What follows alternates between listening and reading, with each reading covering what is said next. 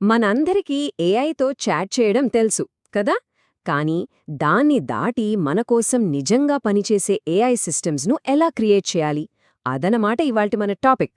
కేవలం ప్రశ్నలకు సమాధానాలిచ్చే చాట్బాట్ల గురించి కాదు, మన ఆదేశాలను పాటించే పవర్ఫుల్ ఏజెంట్లను ఎలా తయారు చేయాలో చూద్దాం. ఈ ఆలోచనతో మొదలుపెడదాం. ఈరోజు మనం పుస్తకాన్ని రాస్తున్నాము. ఇది వినడానికి సింపుల్గా ఉన్నా దీని అర్థం చాలా లోతైనది. అంటే ఏఐతో మనం ఎలా మాట్లాడతాం అనే విషయంలో ఒక సరికొత్త అధ్యాయాన్ని మనమే మొదలుపెడుతున్నాం. ఇక్కడ మనం రూల్స్ ఫాలో అవ్వడం లేదు, మనమే కొత్త రూల్స్ క్రియేట్ చేస్తున్నాం. ఇక్కడే అసలు గేమ్ చేంజ్ అవుతుంది. ఇప్పటిదాకా మనం ఏఐని ఒక చాట్బాట్లా చూసాం, అంటే సలహాలిచ్చే ఒక కన్సల్టెంట్లా. కాని ఇప్పుడు మనం దాన్ని ఒక వర్క్ ఫోర్స్గా చూడబోతున్నాం. అంటే మన కోసం పనిచేసే ఒక టీంలా అన్నమాట. కేవలం మాటలు కాదు, చేతలు. అదే ముఖ్యం.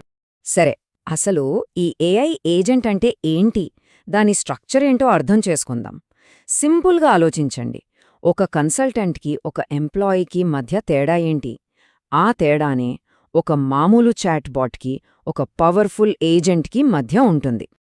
అయితే ఏఐ ఏజెంట్ అంటే ఏంటి? ఇది కేవలం మనం అడిగిన ప్రశ్నలకు జవాబులు చెప్పే సిస్టమ్ కాదు. ఇది ఒక ఆటోనామస్ సిస్టమ్, అంటే స్వంతంగా పనిచేయగలదు. టూల్స్, మెమరీ వాడుకుని మనం చెప్పిన లక్ష్యాలను అది స్వయంగా సాధిస్తుంది. మరి మామూలు చాట్బాట్లో లేనిది ఈ ఏజెంట్లో ప్రత్యేకంగా ఏముంటుంది?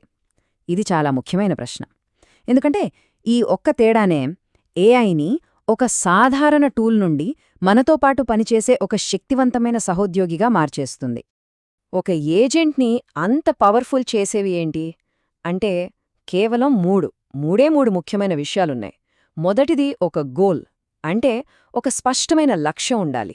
రెండోది టూల్స్, అంటే ఇంటర్నెట్ బ్రౌజ్ చేయడం, కోడ్ రాయడం లాంటి పనులు చేయగలగాలి. ఇక ఆఖరిది మూడోది మెమరీ, అంటే చేసిన పనుల్ని, నేర్చుకున్న విషయాల్ని గుర్తుపెట్టుకోవటం. ఈ మూడూ కలిస్తేనే అది అసలైన ఏజెంట్ అవుతుంది.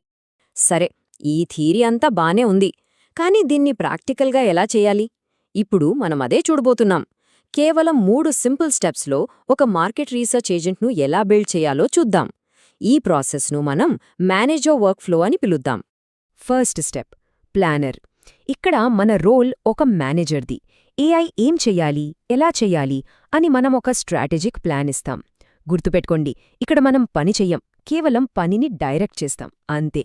ఆ ప్లానర్కి మననిచ్చే ప్రాంప్ట్ ఎలా ఉంటుందంటే, చూడండి ఎంత క్లియర్గా ఉందో. మొదట దానికొక రోల్ ఇస్తున్నాం. నువ్వు ఒక సీనియర్ స్ట్రాటజిస్ట్. ఆ తర్వాత ఒక టాస్క్ ఇస్తున్నాం. మార్కెట్ని అర్థం చేసుకోవడానికి step by step research plan ready చెయ్యి. ఇంత క్లియర్గా చెప్తేనే అది కరెక్ట్గా పనిచేస్తుంది. ఇక రెండో స్టెప్, ఎగ్జిక్యూటర్.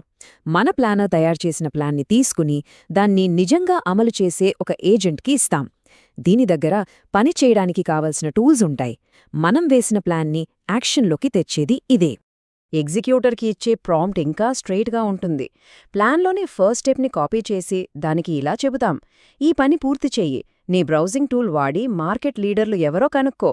చూసారా ఎంత స్పెసిఫిక్గా ఉందో? ఇక చివరిది మూడో స్టెప్, సింథసైజర్. ఈ ఏజెంట్ ఒక స్మార్ట్ యానలిస్ట్లా పనిచేస్తుంది. ఎగ్జిక్యూటర్ సేకరించిన రా డేటాను తీసుకుని దాని అర్థమయ్యేలా ఒక హైలెవెల్ అనాలిసిస్గా మారుస్తుంది. అంటే ఇన్ఫర్మేషన్ని ఇంటెలిజెన్స్గా మార్చే స్టెప్ ఇది.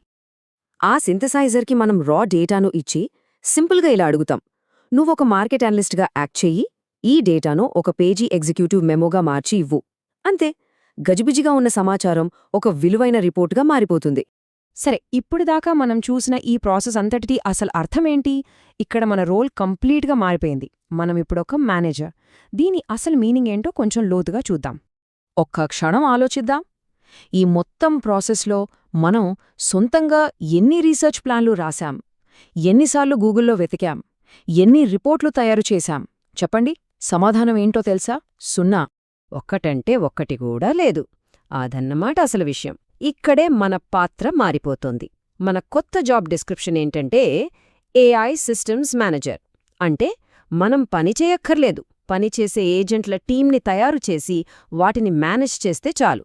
అయితే ఇప్పుడు మరో ప్రశ్న వస్తుంది: ప్రతిసారీ ఇలా మాన్యువల్గా కాపీ పేస్ట్ చేస్తూ కూర్చోవాలా? అస్సలవసరం లేదు. ఈ మొత్తం వర్క్ ఫ్లోనే ఒక ఆటోమేటెడ్ సిస్టమ్గా ఎలా మార్చాలో ఇప్పుడు చూద్దాం.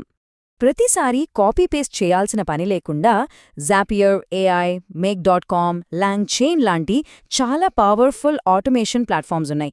ఇవి మనం క్రియేట్ చేసిన ఈ వర్క్ ఫ్లోలను ఆటోమేట్ చేస్తాయి. అంటే ఒక్కసారి మనం ఈ స్టెప్ సెటప్ చేస్తే చాలు, అవి వాటంతటా అవే కంటిన్యూస్గా పనిచేస్తూ ఉంటాయి. మనమిప్పుడు ఒక కొత్త డిజిటల్ డివైడ్ అంటే ఒక కొత్త డిజిటల్ విభజనలోకి ఎంటర్ అవుతున్నాం. ఇది ఏఐ ఉన్నవాళ్లకి లేనివాళ్లకి మధ్య కాదు.